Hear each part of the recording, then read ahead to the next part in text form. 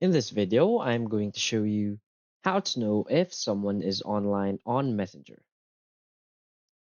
So please watch the video until the end and follow this tutorial step by step to avoid making mistakes.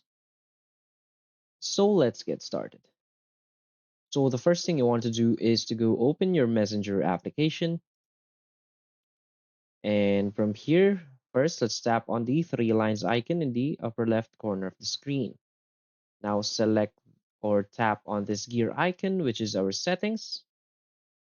Now select the active status settings and make sure that this is turned on. Also, you want to turn on the settings that says show when you're active together. It's because your friends and connections can see when you're active together on Messenger, and also you'll be able to see when they're active together with you.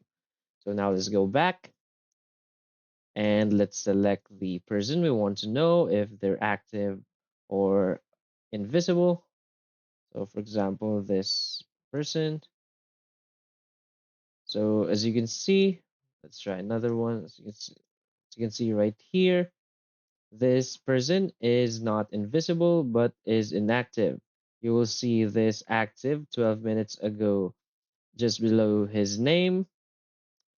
So we will be able to know through that setting if this person is online or if it's invisible. So that's it.